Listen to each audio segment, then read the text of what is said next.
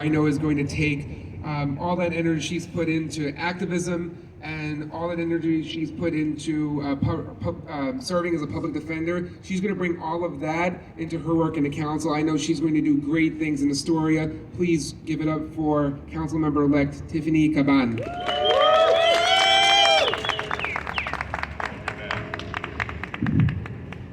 Hey y'all.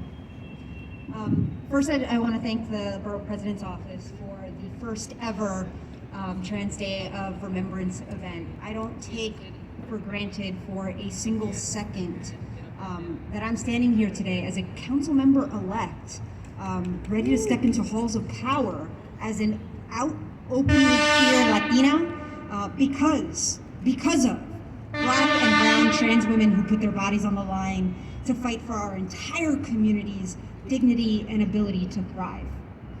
And today is a day to remember those that we have lost, but it's also a call to action.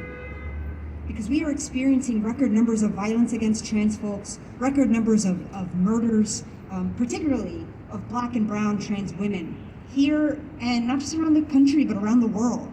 I have a dear friend, my homegirl, her name is Joanna Cifredo, and she is a Puerto Rican trans woman and activist, and she just recently completed a 120-mile walk around the island, calling for the protection against the dangers of transphobia and gender-based violence. And like me, she's 34 years old. And it's not lost on either of us that not a single trans person that has died in Puerto Rico has lived to see 35, according to police records and media records. And here in New York, we have lost so many far too soon. And as my future colleague mentioned, we were at a ceremony earlier today about two bills. One of them also being a vacature bill, because we know that we have been criminalizing the existence of our trans neighbors and loved ones.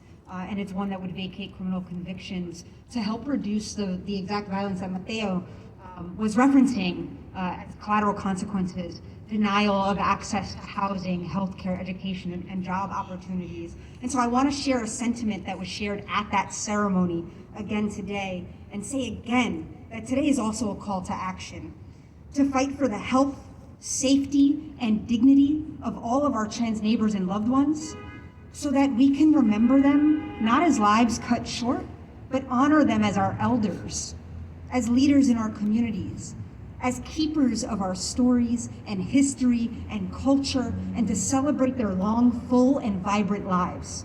And so I want to thank y'all, and my commitment to the community continues to be to fight for that dignity and safety that every single person deserves, especially in our trans and gender non-conforming and non-binary communities. So thank you.